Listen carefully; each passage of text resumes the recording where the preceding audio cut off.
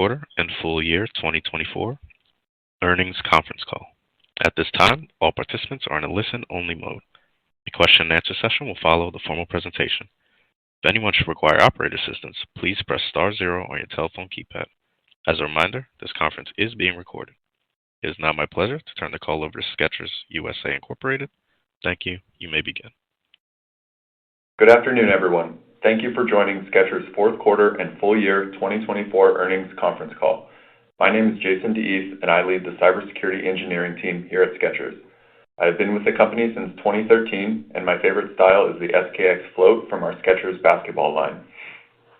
Joining us on today's call are Skechers' Chief Operating Officer, David Weinberg, and Chief Financial Officer, John Vandemore. Before we begin, I would like to remind everyone of the company's safe harbor statement. Certain statements made on today's call contain forward-looking statements based on current expectations, including, without limitation, statements addressing the beliefs, plans, objectives, estimates, and expectations of the company and its future results and certain events. These forward-looking statements involve known and unknown risks, uncertainties, and other factors which may cause actual results to differ materially from such statements. There can be no assurance that the actual future results, performance, or achievements expressed or implied by any of our forward-looking statements will occur. Please refer to the company's reports filed with the SEC, including its annual report on Form 10-K and quarterly reports on Form 10-Q, for more information on these risks and uncertainties that may affect the company's business, financial conditions, cash flows, and results of operations. With that, I would like to turn the call over to Skechers' Chief Operating Officer, David Weinberg. Good afternoon, and thank you for joining us today on our fourth quarter and full year conference call. 2024 was another growth year for Skechers, marked by strong financial performance and profitability, the launch of innovative products, and the expansion into new categories worldwide. It also marked a significant milestone in our history, our 25th year as a publicly traded company. On a constant currency basis, Skechers delivered sales of over $9 billion, a 13% increase, and diluted earnings per share of $4.40, representing a 26% increase, while recording strong gross margin of 53.2% and achieving a double-digit operating margin of 10.1%. We also continued to return value to our shareholders through a repurchase of approximately 5.2 million shares during the year, while maintaining a healthy balance sheet. We ended the year on a strong note, achieving fourth quarter constant currency sales of $2.24 billion and earnings per share of 86 cents.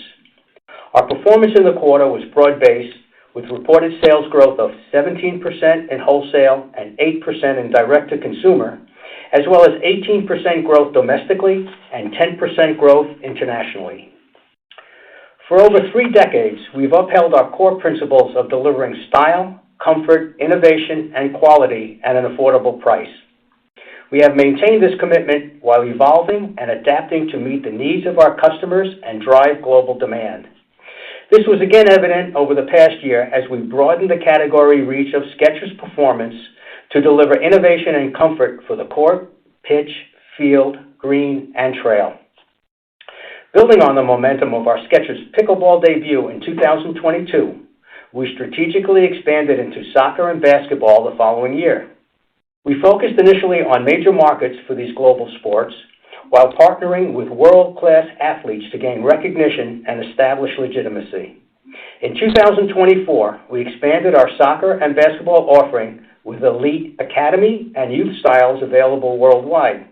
And we introduced Skechers cricket footwear and apparel to India, which are now available globally. Our athletes provide valuable feedback on the development of best-in-comfort and best-in-performance technical footwear.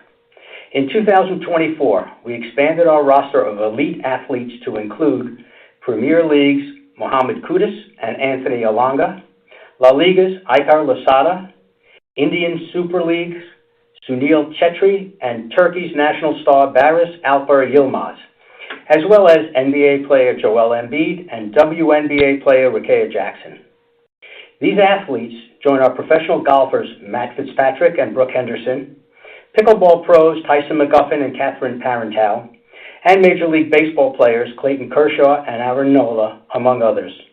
Additionally, we announced the signing of Ishan Kishan and Yastika Bhatia, two cricket athletes from the Mumbai Indians, with more cricket and soccer players joining this year.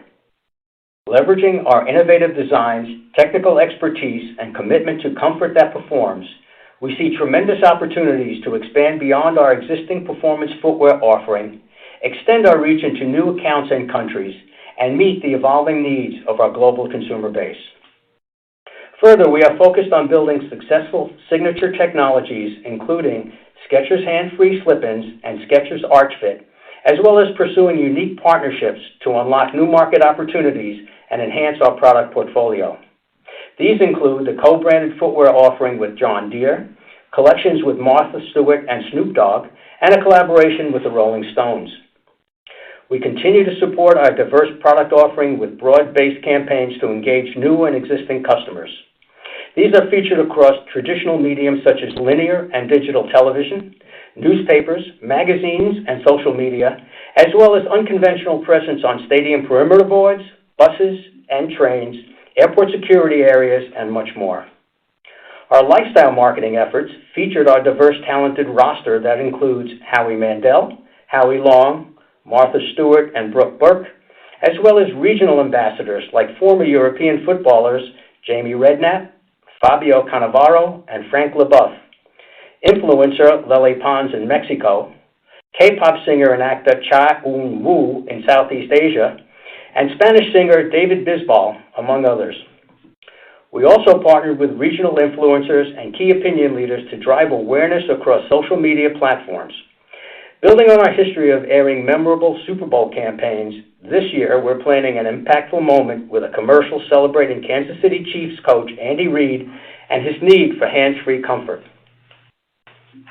Believing consumers should be able to purchase our footwear in their destination of choice, we are enhancing the Skechers shopping experience in an impactful manner as we further grow our direct-to-consumer business with our first interactive performance store in Canada, and in our wholesale business with shop-in-shops and brand takeovers. We are focused on enhancing our distribution network for greater efficiency and reach, enabling us to deliver more innovation, drive purchase intent, and ensure that our products are available globally. Looking at our fourth quarter results in more detail. Our record fourth quarter sales of $2.21 billion reflected breadth across geographies and channels.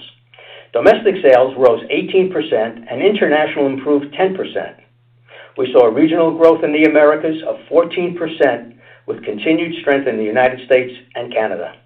In EMEA, with growth of 25% driven by strength across nearly all markets, and in APAC, which increased 3.3%, led by double-digit growth in India, Japan, South Korea, and Thailand. This was partially offset by a decline in China.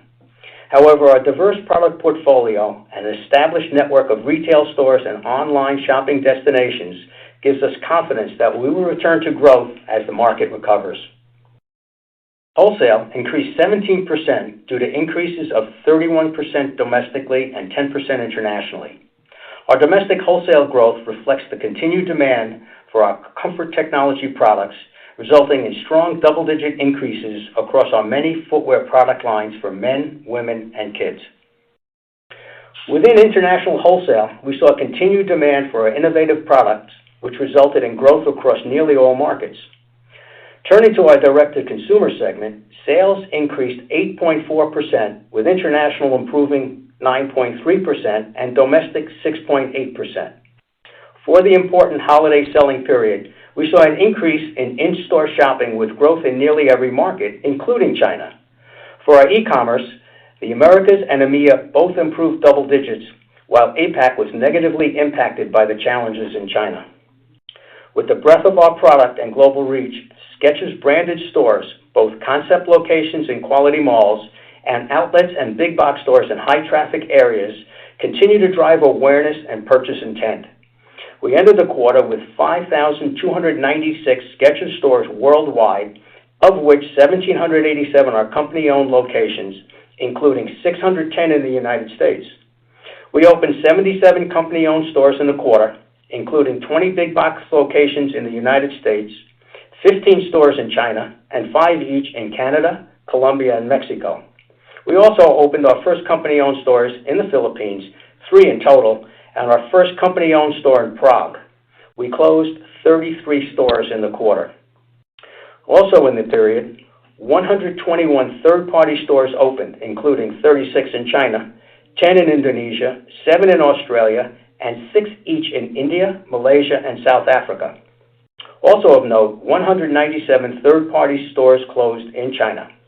This brings our third-party store count at quarter end to 3,509.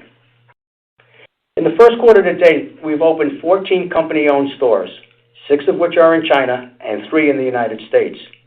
We also relocated 4 stores, including our West Edmonton Mall location, which is now our largest concept store and includes indoor courts for both basketball and pickleball. We expect to open an additional 180 to 200 company-owned stores worldwide in 2025. From an investment perspective, our priorities include expanding our distribution centers in the United States, Europe, and China to more efficiently deliver our product and manage the expected growth in these markets, continuing to strengthen our product offering while amplifying demand creation, and building our Skechers direct-to-consumer footprint and capabilities. And now, I would like to turn the call over to John for more details on our financial results. Thank you, David, and good afternoon, everyone. Skechers delivered another year of outstanding results in 2024 as we continued executing against our long-term growth algorithm, which is rooted in our innovative comfort technology products and a compelling value proposition. For the full year, Skechers achieved constant currency sales of $9.04 billion, an increase of 13%, and earnings per share of $4.40, an increase of 26%. Gross margins were 53.2%, and we obtained a double-digit operating margin of 10.1%. During the fourth quarter, particularly after the U.S. elections, the strengthening of the U.S. dollar resulted in unfavorable foreign currency exchange headwinds, which significantly impacted reported results, where sales grew to $8.97 billion, up 12%, and earnings per share rose 19% to $4.16. Our 2024 accomplishments are noteworthy, from the rebound in domestic wholesale sales to incredible strength abroad, particularly in the EMEA region. In addition, we saw steady growth in our domestic direct-to-consumer channel following last year's impressive growth of 19%.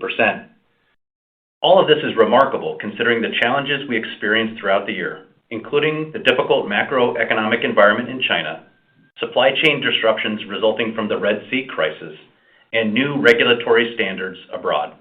Our performance is a testament to the effectiveness of our global diversification, as well as the investments we have made to increase awareness and accessibility for our comfort technology products. Turning to the quarter, Skechers delivered as-reported fourth-quarter sales of $2.21 billion, an increase of 13%, driven by growth across segments and geographies. Direct-to-consumer sales grew 8.4% year-over-year to $1.08 billion. International sales grew 9.3%, with strength throughout the quarter in most markets and across both retail and e-commerce channels. Domestic sales increased 6.8%, following 12% growth last year, with improvements across channels. The key holiday shopping period was characterized by robust online sales and improved sequential sales in our stores. These results illustrate the resiliency of the domestic consumer who continues to choose the Skechers brand and our compelling array of comfortable and affordable footwear. Wholesale sales increased 17% year-over-year to $1.13 billion. Domestic sales grew 31%, the result of a healthier wholesale marketplace combined with strong consumer demand for Skechers products. International sales increased 10%, reflecting double-digit growth in most markets, partially offset by the results in China. Now turning to our regional sales. In the Americas, sales for the fourth quarter increased 14% year-over-year to $1.09 billion, driven by strength in our domestic wholesale channel and steady growth in our direct-to-consumer business across nearly every market. In EMEA, sales increased 25% year-over-year to $478.6 million, driven by double-digit growth in both the wholesale in direct-to-consumer businesses. In Asia Pacific, sales increased 3.3% versus the prior year to $642.4 million. However, excluding China, Asia Pacific sales grew 26%, led by India delivering another strong quarter of robust gains, as well as strength across channels in nearly every other market. China continues to navigate a challenging macroeconomic environment, and our fourth quarter sales declined 11%. Gross margin was 53.3%, up 20 basis points compared to the prior year, primarily due to a favorable channel mix. Operating expenses decreased 70 basis points as a percentage of sales year-over-year to 45.8%. Selling expenses as a percentage of sales decreased 40 basis points versus last year to 8.9%, as we lapped higher spending in the prior year on brand building to increase awareness and to educate consumers about our comfort technologies and new categories. General and administrative expenses decreased 30 basis points as a percentage of sales to 36.9%, with the leverage primarily driven by improvements in distribution and outside services expenses. Earnings from operations were $165.5 million, an increase of 27% compared to the prior year. Operating margin for the quarter was 7.5% compared to 6.6% last year, and for the full year, Skechers achieved a double-digit operating margin of 10.1%.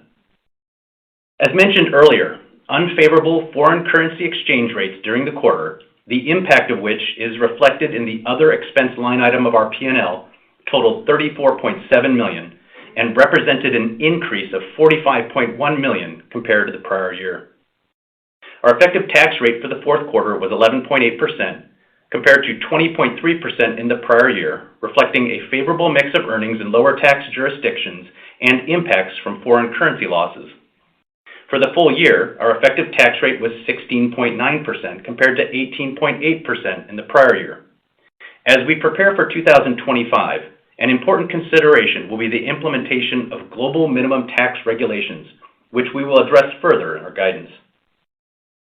Earnings per share were 65 cents per diluted share, a 16% increase compared to the prior year on 152.2 million weighted average diluted shares outstanding. However, on a constant currency basis, earnings per share were 86 cents, representing a 54% increase year-over-year. And now turning to our balance sheet. Inventory was $1.92 billion, an increase of 26% or $394 million compared to the prior year.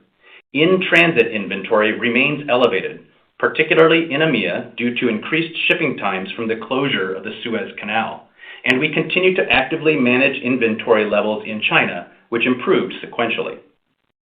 Accounts receivable at quarter end were $990.6 million, an increase of $130.3 million compared to the prior year, reflecting higher wholesale sales. We ended the quarter with $1.38 billion in cash, cash equivalents, and investments, and maintained liquidity of $2.13 billion when including a revolving credit facility. Capital expenditures for the quarter were $133.4 million, of which $54.5 million related to investments in our distribution infrastructure, $51.3 million related to new store openings and enhancing our direct-to-consumer technologies, and $15.6 million related to the expansion of our corporate offices. During the quarter, we repurchased approximately 1.9 million shares of our Class A common stock at a cost of $120 million. And for the year, we repurchased approximately 5.2 million shares at a cost of approximately $330 million. We continue to deploy our capital consistent with our stated philosophy, while maintaining a durable balance sheet and ample liquidity. Now turning to guidance. As we begin 2025, we face several headwinds and uncertainties, including unfavorable foreign currency exchange rates, the emergence of global minimum tax regulations, and the depth and length of the continuing macroeconomic weakness in China. In addition, the recently announced incremental U.S. tariffs on goods from China has impacted our visibility. And while we have not yet fully factored their potential impact and our response into the following guidance, it will likely comprise a combination of actions, including the reallocation of certain production, vendor concessions, and pricing. For the full year 2025, we expect sales in the range of $9.7 billion to $9.8 billion. Based on prevailing foreign currency exchange rates, this reflects a headwind of approximately 200 basis points, or roughly $200 million, to our organic sales growth rate. Earnings per diluted share are expected to be in the range of $4.30 to $4.50, reflecting both foreign currency exchange rate impacts as well as the upcoming application of global minimum tax regulations, which is anticipated to elevate our effective tax rate for the year to be between 22% and 23%, although the precise impact remains to be assessed. Minority interest is expected to decline mid-teens, and capital expenditures are anticipated to be between $600 million and $700 million for the year as we continue to invest in our strategic priorities. This includes ongoing distribution center expansions to support continued growth, including China, which is expected to be operational at the end of 2026, and the further expansion of our North America distribution center with an adjacent 1 million square feet, which is expected to be operational in early 2026.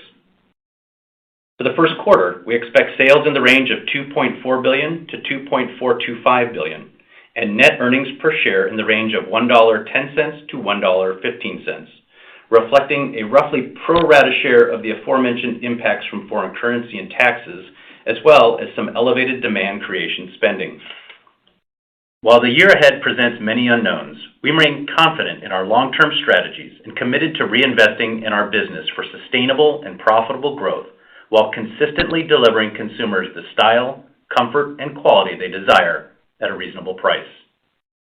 We thank you all for your time today and look forward to updating you on our first quarter financial results, which we expect to release on Thursday, April 24th, 2025. With that, I will now turn the call over to David for closing remarks. Thank you, John. The robust global demand for our diverse product led to a new annual sales record of $9 billion on a constant currency rate. The strength in our business is attributable to our differentiated market position that combines comfort, innovation, style, and quality at an attainable price. We continue to advance our product innovation with comfort technologies across our collections, from extensions in Skechers hands-free slip-ins to our existing performance footwear offering, as well as expanding the portfolio, including our latest edition of Skechers Cricket in India. While we remain focused on our core business, we believe our performance division with basketball, soccer, golf, running, and pickleball footwear will become an increasingly important part of our growth story globally. To meet the evolving needs of consumers worldwide, both now and in the future, we are investing in our operations. This includes improved operational capabilities with the expansion of our distribution centers in the U.S., China, and Europe, delivering an exceptional customer experience through our direct-to-consumer channel, and increasing our points of sale through our valuable retail partnerships. We believe our strategic product, marketing, and operational plans executed by our dedicated team will result in notable achievements and continued profitable growth in the years to come. As always, we are grateful for the contribution of the entire Skechers organization. Now, I would like to turn the call over to the operator for questions. Thank you. We will now be conducting a question and answer session. If you would like to ask a question, please press star 1 on your telephone keypad. A confirmation tone will indicate your line is in the question queue. You may press star 2 to remove yourself from the queue. For participants using speaker equipment, it may be necessary to pick up the handset before pressing the star keys. One moment while you poll for questions.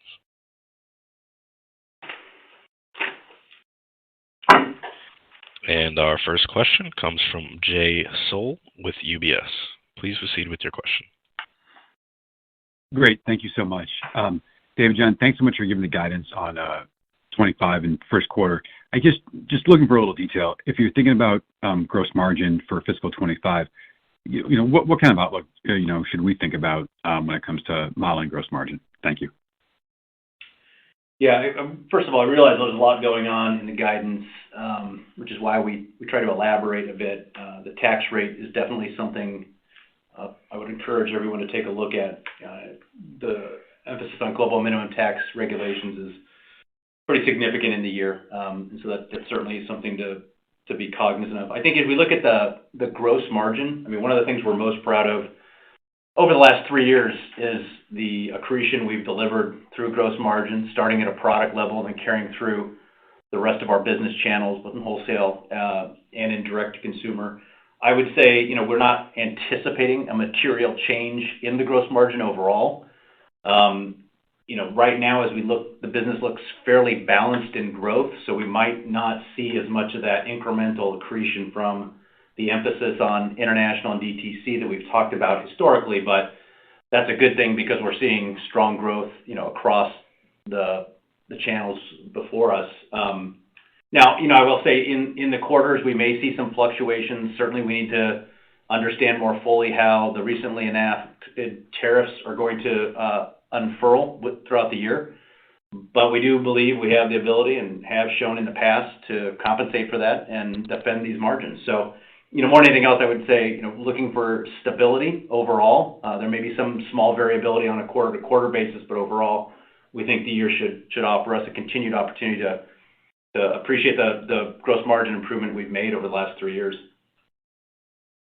All right, that sounds great. So there was a lot of information in that answer. You're saying basically that the mix impact that you've been seeing to DTC and also international this year, maybe you're going to see balanced growth across channels and also across geographies. So, that's one reason we should think about gross margin, kind of, it sounds like similar sort of to last year is basically, I think, John, what you're saying, if I'm correct.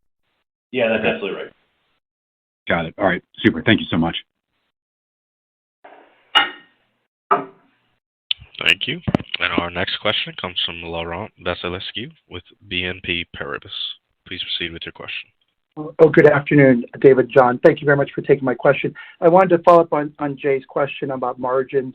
I might be modeling this wrong, but it looks like, I know you don't guide to EBIT margins, John, but it looks like it implies operating margins for the year to be down about 150 basis points. So I'm trying to square this away with the answer to Jay. If gross margins are going to be somewhat flattish, is there something in the SG&A that is a source of pressure to the operating margin? I think that sounds a bit much to us. Our objective is obviously to sustain this, recently achieved double-digit operating margin. There's going to be some push and pull on factors in the business that, we don't quite control, particularly around foreign exchange. We're also obviously monitoring China in a material way, and we do know that we want to be aggressive in managing that inventory as we were this quarter, and it was down sequentially, reflecting that. So what you mentioned sounds a bit rough. I would probably suggest that, our objective is to guide to flat. If we get there, I think that'll be an indication that, we saw some cooperation in situations like FX in China. If we're going to be off from that, I don't expect at this point in time that it would be a materially different rate than what we delivered this year. And again, our goal is to kind of sustain that and move that forward. But, there's some factors that are beyond our control we need to consider. Okay, very helpful, John. And then U.S. wholesale, another great quarter. I know you've given a long-term target to grow that channel mid-singles. Is that the right assumption for this fiscal year? Or do you kind of lap those growth rates from 2024, so it could be actually lower than that? And then just a housekeeping question on FX. I was a little bit surprised that FX was a 21-cent hit to the fourth quarter. Just to understand, what's the implication? What is your FY25 and first quarter guide embed in terms of FX on EPS with current spot? Thank you so much. I'm pretty sure that was more than one question, Laurent.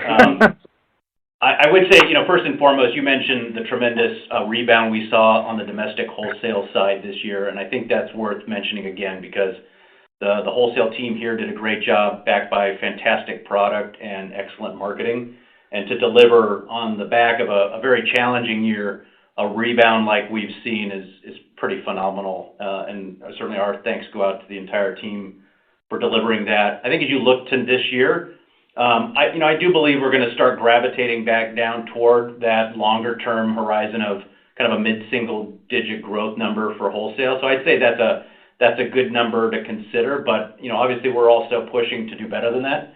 There's certainly opportunities out there, so I wouldn't be shocked if it's a little bit above that this year. What it's not going to be like is this last year where we had such fantastic, nearly 20% growth That's pretty amazing, and that would be hard to duplicate in the current environment of any wholesale market at this point. As you look to next year, it's difficult to project out an FX impact with perfect accuracy, because that would presume we know exactly where all the currencies are going to be and, quite frankly, where all the revenue is going to come from. I would tell you it's a sizable impact. It's probably going to be on the order of between 15 and 20 cents right now as we look forward. And again, that's, from the fairly pronounced move we saw, after the U.S. elections, the strengthening of the U.S. dollar abroad. It hit us very much so in the fourth quarter beyond our expectation as well. And that simply comes from the transactional impact of having a lot of balance sheet items that are denominated in foreign currencies and how those get remeasured. And I'll note, this is a pretty extraordinary environment. I don't think there was a currency that didn't weaken relative to the U.S. dollar, and in some instances at high single-digit levels over a very short period of time. And that's why we were hit. Now we'll benefit from that when things turn around, but in the short term, it impacted us, which is also why I think you need to look to the headline EPS we mentioned. Certainly, the as-reported results were below, what we had previously guided. But if you adjust for the extraordinary impacts of FX, you can see we were well above that, both on the sales side and on the earnings per share side. So I think, recognizing that was a fairly material, sizable, and on short notice impact for us to deal with is important. Yeah, you should also note that the balance sheet items don't replicate, even if the currency doesn't get any better. So we're really talking about the impact to volumes and some of the profitability. The balance sheet items go away, so it takes a little bit of the issue away and gives you some upside as they come back. Okay, very helpful. Thank you very much for all the call and best of luck. Thank you. Our next question comes from Alex Stratton with Morgan Stanley. Please proceed. Perfect. Thanks so much. I just wanted to focus quickly on the international part of the business. Just looks like revenue decelerated a bit quarter over quarter. So just trying to understand if something changed there, as well as what you're assuming for 2025. And then just secondly on this tax change, is that something that we should assume going forward, or does something change next year? Thanks so much. Yeah, on the international side of things, particularly in this quarter, quite frankly, China was the drag. We mentioned it was down about 11%. Really absent China and maybe one or two other markets, what we saw, and I think David gave comment to on our prepared remarks, was very broad strength across the world, across geographies, across channels within the geography. So if anything, I would tell you the international market felt very, very robust for us. And I would even say that we left a little bit on the table due to some delivery timeframes that weren't achieved. So we feel really good about where international was this quarter, where it's going. China continues to be the challenge that, and its size and scale gives it a disproportionate impact, particularly in the Asia-Pacific region. As we look forward to the year, I think that's going to be the swing factor. We still expect, a mid to high single digits, maybe teens level. Some of that's going to be FX impacted, though. So when you think about the FX impact overall, we mentioned it was probably around a $200 million headwind going into the year. Obviously, that only applies to the international market. So it's a heavy impact as it stands right now. And we'll update that view as we go along throughout the year, because to the extent, rates change back or move materially from here, that would be a tailwind if the dollar gets a little bit weaker. On the global minimum tax, that's a new tax regime that's going in across the globe. I think, we're probably earlier on the curve to talk about that with you all, because we have been very tax efficient historically. And it very much matters which jurisdictions you've leveraged and how they apply the OECD's global minimum tax. But this is going to be a global event. You've heard some chatter about it in the recent administration, some dissatisfaction about it. But as it stands, the way regulations are established, there's going to be, almost no haven below that 15%. And that's just going to naturally push up our rate. We're going to take some measures to mitigate that in the near term, but it definitely will likely become a forthcoming kind of base rate. And I think you're going to see that from a lot of other companies as well. The one caveat would be, it is subject to, regulatory and administration pushes and pulls. So we'll see if there's any change on that. But the prior administration was a big supporter of global minimum tax regimes, and now they're coming into effect. Thanks so much. Good luck. Thank you. And our next question comes from Adrienne Yee with Barclays. Please proceed. Great. Thank you very much. John, can you talk about, you had mentioned the demand creation. You're going to have a little bit of a higher demand creation. I thought last year you had actually anniversaried quite a big rise. So just if you can direct us where that's going. And then where and when would you see, if you can, sort of any signs of China stabilization? What are you doing there to mitigate sort of like the inventory supply-demand phenomenon there? And then my final one is just remind us, what are the mitigation strategies on the tariff? I know you do quite a bit of sales in that Asia region, so probably half of what you make there can probably be redirected into the APAC region, not to the U.S. But just remind us, please. Thank you. Okay, I'm pretty sure I'm going to have you repeat one of those questions. Let me talk about tariffs first because I assumed this was coming. We've talked for a long time about the strategies we employed last time we talked about tariffs, which ironically enough was about 4 years ago. And we're going to apply the same tactics, and that involves in some situations redirecting origin and manufacturing relationships to optimize for tariff structures. We're certainly going to go have conversations with our vendors. In some respects, foreign exchange and the strengthening dollar helps with that. And then, we'll look at price. I think all of those have to be tools available to us if these rates stay in effect, or, if the worst case happens and things go forward, more severely. So we're prepared to deal with those. We will deal with those. We have a little bit of time because the inventory we have on hand today is cleared and it won't be subject to those higher rates. And as we've seen, it seems like these policies can change relatively quickly. But if they endure, that's the approach we're going to apply. On the marketing, I would say, it's a little bit of a timing within the year and a desire to be a bit more focused early on. What we saw last year, ultimately, quite frankly, was very good success on the incremental marketing spend. I would say on the year, you probably won't see a material difference overall, but we're a little heavier weighted in the first quarter. We do have a spot coming up this weekend, which, unfortunately isn't free. But other aspects of our strategy are certainly in reinforcing the messaging around our new categories and our comfort technology products. I think your last question was about China. Look, I think the team's working very diligently there to address what they can in the market, but stepping back, we should all recognize this is a macroeconomic event. This is not particular to one brand or one category of brands or one category of shoes or styles. And so some of this is going to be beholden to the overall improvement, over the course of time in that market.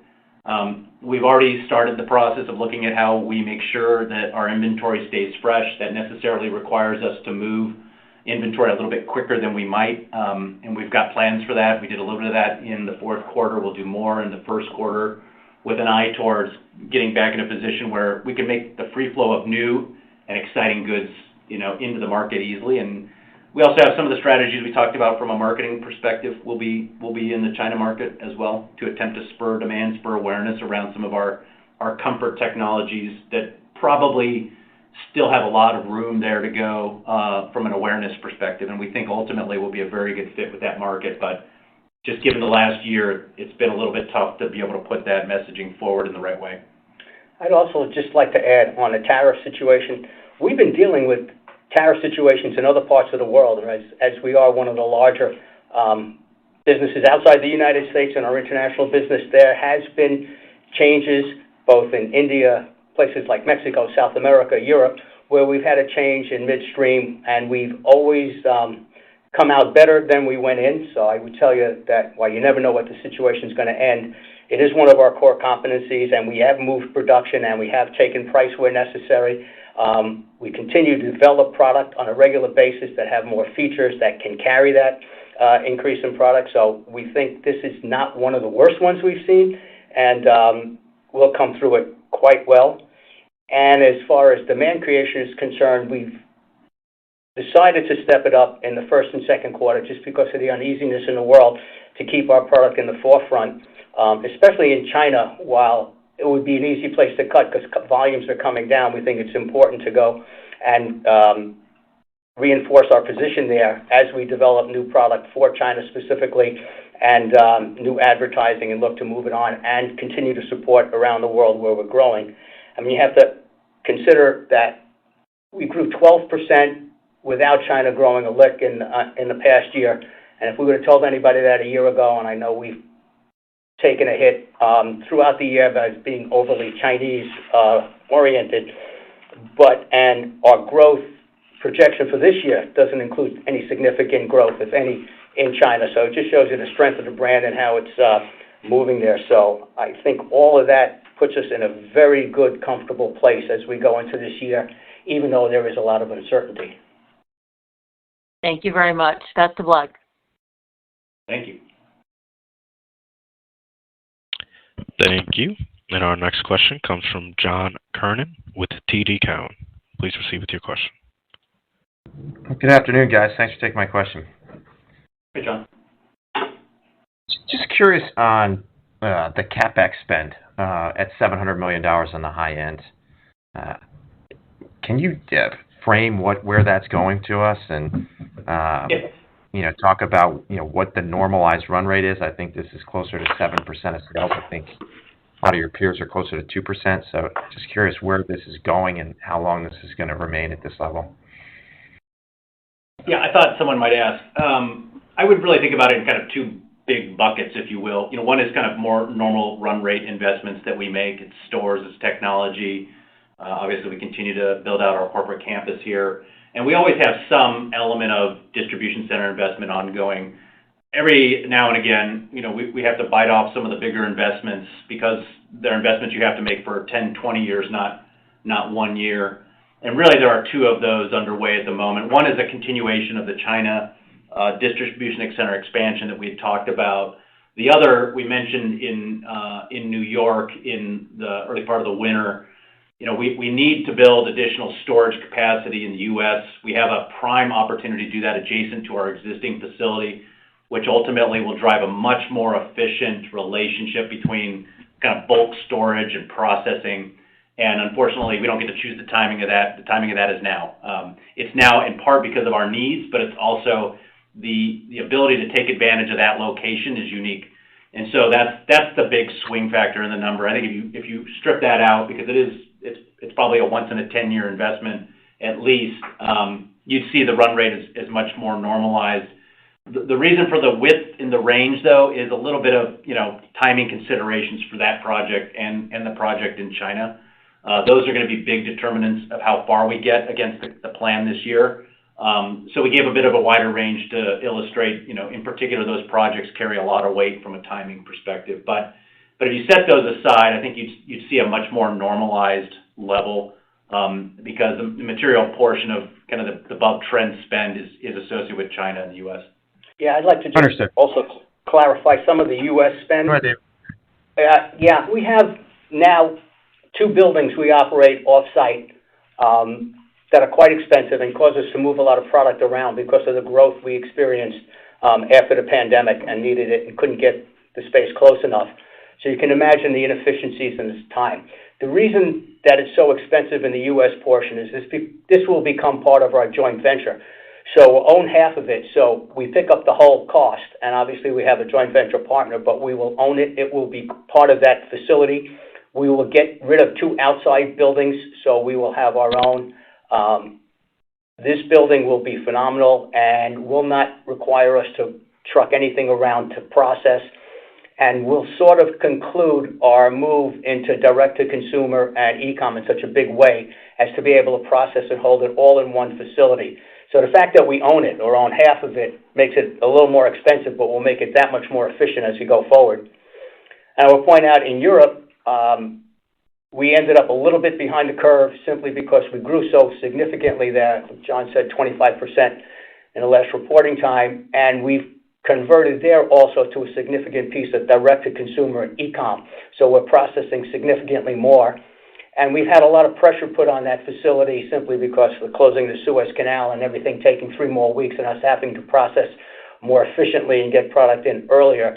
So we're trying to catch up there, which means we have to build a new facility that we're building and then enhance our existing facility with things that we'll be able to move automation-wise to the new facility to process all this additional direct-to-consumer e-com and the wholesale business that I personally think will continue on this exaggerated growth piece for quite some time because we're doing quite well there. So it's a confluence of those two things that's a big investment that will come back to us, I believe, rather quickly and more efficiently in the next year or two. All right, that's helpful. One follow-up for you, maybe not related to the near term. We're essentially at the $10 billion in total revenue. The 10% EBIT margin you generated in 24. Where do you see the long-term opportunities on the margin profile of the business? Is it in gross margin? Is it in selling and G&A leverage? How should we think about, the $10 billion in top line and now the incremental margin opportunity long term?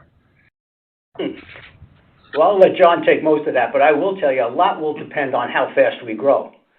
If you settle down and with all the investments we've made, it would likely grow at a significantly faster rate. We don't think the growth curve is done yet, so we may have to invest and go, especially on a worldwide basis, but that's just my opinion. Yeah, I would also say that we're not going to count our 10 billions before they hatch. So we're going to refrain from declaring success until we get there, but certainly it's in sight. And ultimately, I would echo David's comment. I think it can come from a lot of different elements on the P&L, but the key question is how much growth is ahead of the business. We say this every year. We're constantly investing to grow the business. We're opening new stores. Each store as it opens represents a significant point of near-term deleverage before it gets up to the point where it leverages and it contributes to the business as a whole. And that's just one illustration of the investments we make. When our growth trajectory subsides, we'll be able to harvest a lot of that investment because there certainly won't be the need for as much. But that being said, we're still looking to push the operating margin where we can against the backdrop of the business we're operating. We'll look to sustain, for 2025, what we achieved in 24 and look for opportunities to grow from there while concurrently investing to grow the business. Because as you probably have guessed, we're not planning to stop at 10 billion. We think this business has the opportunity to continue to grow, certainly above trend in the market. And with our product, with our technologies, we think that's absolutely worth investing in. Got it. Fly Eagles fly this weekend. I think next year you're going to need a Nick Sirianni collaboration, but we'll see. Well, we'll let you tell that to Coach Reed. Thanks, guys. Take care. Thank you. And our next question comes from Rick Patel with Raymond James. Please proceed with your question. Thank you. Good afternoon. Can you talk about the shape of growth this year? Guidance seems to apply a modest acceleration as we move beyond Q1. Curious what you attribute that to and if there's anything we should be keeping in mind from a modeling perspective in terms of lumpiness that may be caused by the wholesale channel. I think probably the biggest single factor there is going to be China. If you look at China last year, first quarter was the last quarter of meaningful growth. And obviously the business since that point in time has deteriorated. And so we're simply lapping that last quarter in China against a bit of a difficult comparison. We're also, as David mentioned, timing, can always shift on some of the early spring shipments. So we're watching that carefully. But I'd say China's probably the number one factor in there. Okay. And then can you also talk about your foray into basketball, cleats, and running? Do you see 2025 as the year where you hit the accelerator in terms of going after these opportunities? And if so, how do we think about, the go-to-market strategy by channel? Well, we try to be receptive from the marketplace. What we're doing now is sort of seeding around the world. We're getting our players in. We're introducing the product. we'll go as fast as necessary and the market will allow us to. We very rarely try to push against the marketplace. As we get more acceptance and our athletes get more known and we continue to move out, as we get more critical mass, we will move through all different kinds of expansion around the world. So it depends how fast it's received, how well it does. Right now, it seems to be doing very well. It's doing very well outside the United States as far as our football, soccer is doing, and we're getting a lot more requests about basketball. I'm talking to basketball players on a professional level. So we're just at the beginning stage, and what you see here is not a major push in 2025, although we do think it may have some upside as we go through the year. I would also add, Rick, that I think you'll see some other sports come into play. Looking at some of the sports we've operated in traditionally that we've reimagined in a way that I think will match more tightly with the recent performance sports we've launched. So I guess this is to say we're not done yet. We'll also continue to invest in awareness. I mean, one of the things we started obviously in 24 was to build awareness around the newer categories. We'll continue to do that in a measured way so that we can, as David mentioned, take advantage of what the market starts to yield us. Look forward to seeing the innovation. Thanks, guys. Thank you. And our next question comes from Jesselyn Wong with Evercore. Please proceed with your question. Thanks, guys, for taking my questions here. Maybe just following up on EMEA's growth held up really well during the quarter. Were there specific categories that did well? And also following on Rick's question, the performance category, how big is it as a percentage of sales right now? I think over the medium term, as you grow this category, kind of what or how big of a contribution do you expect this to be? Thanks. Yeah, on the latter, we don't give kind of what I'll call category or division level details. I would say today performance is not an overweight percentage of our business. It does somewhat depend upon what you call performance in the market, relative to what others measure it as. What I would say is most exciting about the opportunity as we build it out is not only are we tapping into new categories with tremendous addressable market characteristics, we're re-energizing existing categories that we're in that also have sizable addressable markets. And then the ancillary benefit of that is they also provide, a halo effect to the rest of the brand. They build awareness. They tap into new consumers who can then become more aware of what we offer broadly. So I would say that's one of the most attractive long-term opportunities we have. EMEA performed fantastic on the back of, quite frankly, performing fantastic through most of the year. It really was across the board. I think their embrace of the Skechers hands-free slip-in technology as well as other product and comfort-focused technologies has been enormous. We've seen it in wholesale. We've seen it in retail. That market just has continued to perform exceptionally well, and the brand and the technologies, the comfort technologies, continue to resonate at the consumer level. Thank you. Maybe just one follow-up on China. I would imagine it's embedded to progressively improve throughout the year. Is there any point, or are we expecting second half to kind of have positive growth in China? Like, how are we thinking on China for this year in terms of cadence? Yeah, it's somewhat linked to Rick's question. If you go back to last year, Q1 was more robust than any of the other quarters, and so we face a more difficult comparison in the first quarter than we do the balance of the year. As a result, what we believe for the year is that we'll see, improvement after the first quarter, not to the point where we expect there to be a tremendous turnaround in the year, but, the year should get better as time goes on. And that just means, the first quarter impact is the most acute. Got it. Thanks, guys. Yeah. Thank you. And our next question comes from Christina Qatar with Deutsche Bank. Please proceed with your question. Hi, good afternoon. Thank you for taking the question. I just wanted to ask on inventory and then the inventory composition overall. You said you made some progress in China quarter-over-quarter, but just how do you see the overall inventory levels, which were up 26% ending the year relative to your 13% sales growth? And then can you elaborate on your comments to move inventory a little bit quicker? We'd just love to get some color there. Thank you. Yeah, I mean, the inventory is incredibly healthy. I mean, the biggest contributor to increased inventory year-on-year is merchandise in transit. Obviously, the biggest culprit there is Europe, where we're seeing elongated transit times. If you compare that to where we were last year, we're still dealing with elevated transit times, and that just requires more inventory. So that gives you a flavor of, the nature of the inventory is not older inventory sitting around. It's stuff that's on the water that's bound for markets. And we feel really good about that. The comment relative to China was, we at the end of last quarter, we said we were going to observe what happened on Singles Day, use that as an indicator of how quickly we need to act to move the inventory. Singles Day was, at the end of the day, probably a bit more disappointing than we had anticipated. As a result, we took some actions to move units. We'll do that again in the first and second quarter.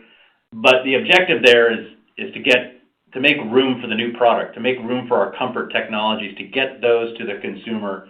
Ultimately, we think that's the best and most important thing for us to do for the business and for the consumer. So, we'll take action to expedite, some of the inventory out of the channel to make room for new. And that's, again, to David's comment earlier about tariffs, that's something we do all the time. We're managing inventory actively all the time. We were pleased with the progress we made in the fourth quarter, but there's more, and we'll get after it. Yeah, and it should be noted that this was a very specific decision on our part to try to get as much into Europe as early as we could for our first quarter. First quarter is the largest quarter for us in EMEA, and because of the closing of the Suez Canal, it's an additional 4 weeks in transit. So rather than trying to play it close to the vest, we try to move up everything to get all 7 weeks of what used to be 3 weeks in transit in at the early part of the quarter. So it was either received or on its way in, or will be received in the early part of the quarter, which is the big buildup. So it is all new. Maybe in times past, we would have received it a little later in the year, closer to the end of the year, and some after the New Year, and some would have got on the water after Chinese New Year, which also was a little early this year. So everything had to be done. So all that together just means some inventory that we think is going to power our growth and is not excess at all for EMEA. Great. Thank you for all that color. Best of luck.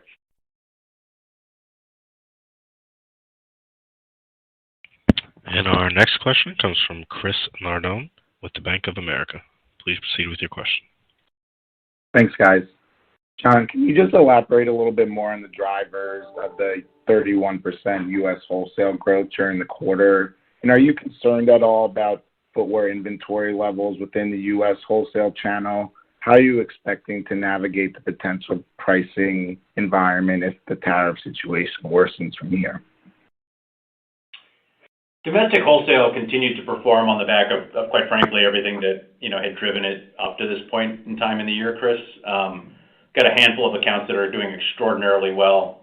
We certainly got some lift from accounts in the prior year, I guess 2 years prior now, who hadn't really embraced our comfort technology. So what we saw is the same source of growth on the domestic wholesale side. And have actually even recently seen some extraordinary, wholesale events from a marketing perspective that, we think are very conducive to continuing to drive that channel for the brand. Done some brand takeovers and a couple partners, and that's performed really, really well. In terms of overall inventory in the wholesale channel, no concerns there. We're watching it carefully. We're continuing to see really strong sell-throughs, particularly with those accounts that are, again, embracing the comfort technologies. Like I said, done a couple brand takeovers recently that performed really well, saw great sell-through there. So nothing that gives us pause on the domestic inventory, landscape. That continues to do really well. Yeah, I think from a shipping perspective, we see no slowdown in customers wanting to come on the wholesale level to pick up. Some wait till later in January as their fiscal year is closed, but through the end of January and into early February, we haven't had any indication from a shipping perspective that anybody's clogged or looking to slow down any.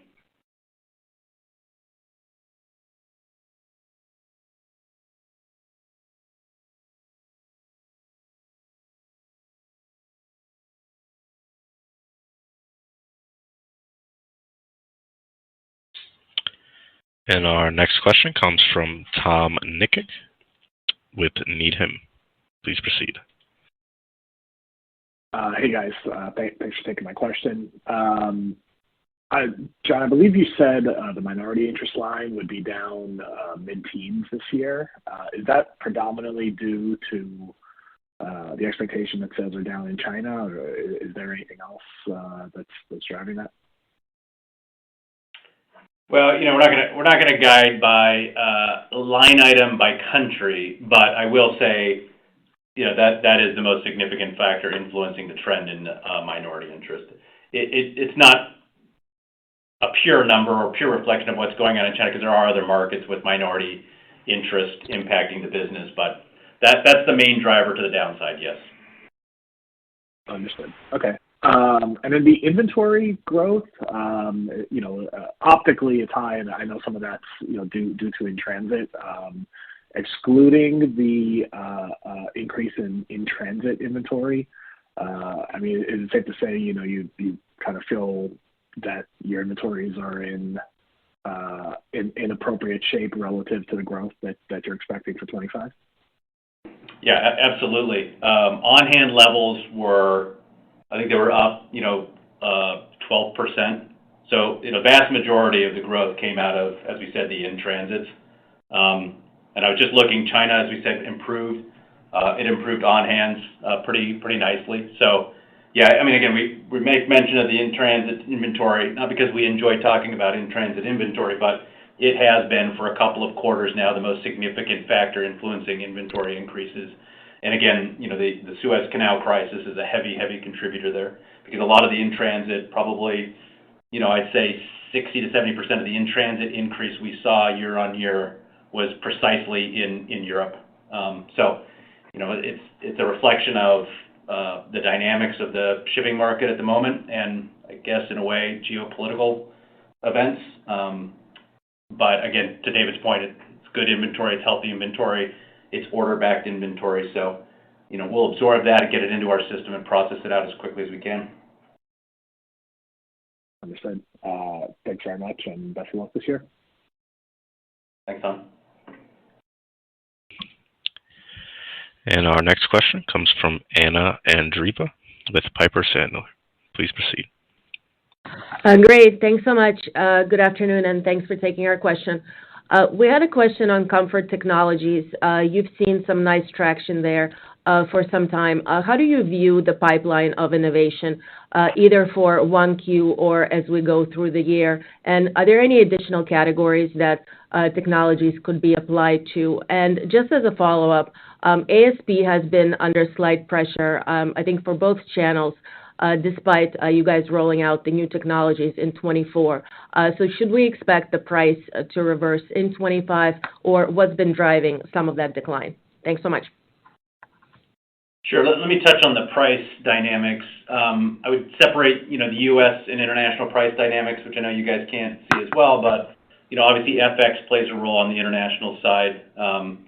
In the U.S., what we're seeing is as we spread the Comfort Technologies across more categories, that includes a broader range. And in that, what you're seeing is while, individuals are taking advantage of the technology, they're doing so across a broader range of price points than existed previously. So you did see a little bit of ASP decline as a result of that. Also, as we've mentioned throughout the year, as a technology, as a style becomes more familiar with the consumer, the anticipation is that it will be included in certain promotional events. And that was the case, over the course of the year. We started to include some of the technologies in more promotional events, because you walk a fine line between, protecting the price and irritating consumers who are visiting and appreciating and, promotions. I would say going into next year, I don't think at this juncture we're going to see as much price erosion. I think you'll probably see stability and maybe even a little bit of a price improvement for a variety of reasons. On the Comfort Technologies, I would think about them very much as features that can be embedded across a wide array of products, and I think that's what makes them so special. They're not particular to a style or a category. They can be used broadly. There's a tremendous amount of continuing runway with our Skechers hands-free slip-in technology, particularly around, the more integrated versions of that, which I think we showed to some of you guys in early winter. But also the other technologies continue to perform really well. Our Arch Fit technology continues to drive growth. We have some newer technologies coming out, new products that are still early, but they're going to be hitting the market. And they're all focused on the same thing, driving and delivering comfort, to our consumers. I would add the last thing is, as we've grown new categories, performance categories that we haven't traditionally operated in, we've taken elements of those features and put them into that product. And we're using the line Comfort That Performs, but that's because we're putting some of our comfort features into our performance footwear. And while it's not always the primary focus, that continues to reinforce at the consumer level, our particular offering around comfort and how unique that is. And so we think it has, continuing impact across the business, across the globe, and opportunities for us to chase both what we've already delivered to the market and some new features as well. That's super helpful. I appreciate it. May I ask just one follow-up on gross margins? I believe you had expected freight to be a headwind in 4Q. Did you see that as a headwind, and should we expect any freight kind of instability as we go through the year or in 1Q? And thanks so much. Yeah, there was a little bit in Q4. It wasn't material enough for us to really call out.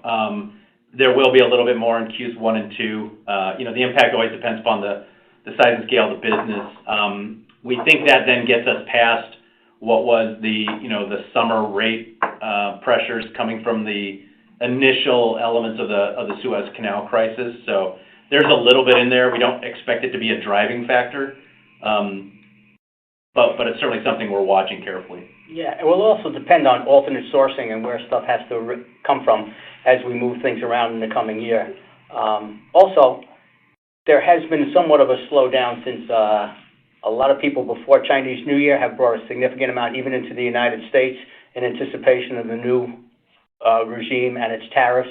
So unless business holds up significantly, you would anticipate that there'll be some relief on the ships as they come through. You certainly have seen spot rates, return to a more normalized level. Not perfectly where we'd like them to be, but they've abated significantly since that summer pressure. All right. Thank you so much. Best of luck. Thank you. And our final question comes from Sam Poser with William Trading. Please proceed. Thought you forgot about me. Of course, how could we forget about you, Sam? I don't know. I have a couple here. One, what can you give us some idea because of the FX impacts and all of that, so we can back into it? Can you help us with what you think, what you're planning the EBIT margin to be in the first quarter, or a range of EBIT margin?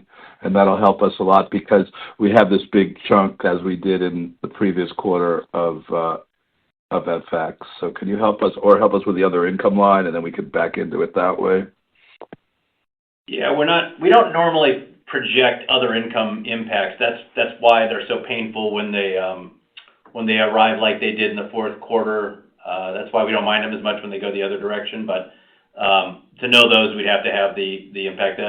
The FX impact we've cited really comes from the loss of top line value, and then the flow through effect of that. I would say, as we've looked at it, this year, if you kind of project it out, it would be about a 15 to 20 cent impact. It's a little bit more acute in the first half of the year than in the back half, but not terribly so. And then the other impact is the tax rate that we talked about, which could be as sizable as 25-30 cents depending upon where you establish the normal baseline rate. I think if you actually look at those relative to where the street is and you make adjustments for that, you'll see that what we're guiding to is really a fairly comparable number, not perfectly so, but fairly comparable to the expectations we've talked about historically and what I think you all were baking in. Admittedly, those are big changes, but neither of which we have the ability to unilaterally control. I understand. I understand it for the full year. What I'm probably just trying to Q1 seems to have the most acute movement in it. And It does. so the question I'm just asking for Q1. I'm not asking for the full year explanation. I'm just trying to get an idea of where you're thinking this operating margin falls, and we can back into the rest of it that way, because you've given us piecing around it, but we don't want to have a situation where you make or miss the number because but you hit the gross. We just want to have an idea of where you're thinking of a range of EBIT, and then we can sort out the rest of it in the first quarter. The rest of the year we can back into because they're less acute. Yeah, look, I'd say I don't want to get into specifics on each individual item. I would say we certainly at this point expect to see SG&A deleverage in the first and second quarter, and those get made up for in the back end of the year. Kind of, you're probably talking about plus or minus 150 to 250 basis point impact in the first quarter. But again, there's more to it than that. So that's a very broad range, and quite frankly, subject to a lot of other factors that we don't have great line of sight into. I would also note there's opportunity to outperform that based upon the pace of shipping that we observe.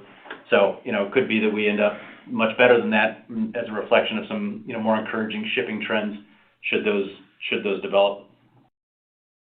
Okay. And then lastly, China, again, that seems like more of a headwind than what you may have anticipated a few months ago for the year. Again, in the first quarter, given it, how much is China really the big, the big change in the revenue and everything else seems okay, or is there something else there? Well, I'd say FX is the biggest overall change from where we would have been at the end of the last quarter. So the most significant impact we've seen globally is about FX. I would say it's fair to say China came in the fourth quarter worse than we had anticipated. When we last spoke about Singles Day, we had yet to see the effects of kind of the end of the period and then the return window. That definitely came off worse than we expected. So I'd say Q4 and the early part of 2025, it's definitely less encouraging than we had thought it would be. I would be very clear, though. I look around the rest of the world and things look, very good. Not just okay, very good. Continued strength in EMEA, continued strength in the Americas. Asia Pac, excluding China, looks fantastic. So I think the read on the business should be China remains challenged. It's a macro event. We're going to work on what we can, but in a way, we need the market to get a little healthier. Absent that, the business performing very, very well, performed exceptionally well in Q4 because China performed worse, and we still, on a constant currency basis, blew through our guidance. So, we're pretty encouraged, quite frankly, by what we see. Certainly, there's some noise associated with China and FX and tax rates, but absent that, if you're looking at the organic nature of the business, it continues to be very, very encouraging, and we're encouraged by that. Yeah, you have to remember, we grew almost $900 million with no growth in China, and if that continues through this year, we'll have made up about what China's volume is in less than a 2-year period, and growth continues through there. So on whatever metrics, and, as we keep pointing out, we're not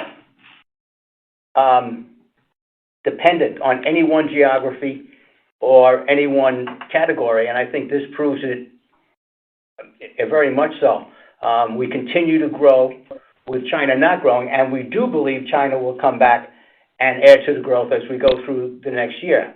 Ergo, we talked about increasing our creation demand within China and continuing to develop and put more new developments front and center into China, and we think that will change the scorecard as we get through the back half of this year. So we have a lot of positives going into a very difficult marketplace. I'm sorry, one more thing. In Europe, is there any given so much is in transit, is there anything constraining sales given all the in-transit inventory in Europe, given the strength of the business? First of all, it was in transit at December 31st, and we did have some increases in inventory. So right now, it's just a lot of processing, to do, and we're very busy in those places, but we anticipate all the inventory that was anticipated for Q1 will be here. And was there any issue in the fourth quarter of missed sales because of in-transits? I don't know what the exact reason was. We felt we were a little short in December. I think business there, like anything else, we had a slight shift from December into January rather than the other way. So we did have to pick up some early in January. But on an overall basis for the season, I think we're going to come out quite well. We did grow in, I think it was the converse. You know, in the fourth quarter, we had a very strong October simply because things were delayed and we were trying to catch all the inventory. So I think because we delivered so much in October on a relative basis, it moved things out through December and into January. And now we have a significant demand pickup again, and all the inventory is there. Gotcha. Okay. Thank you very much.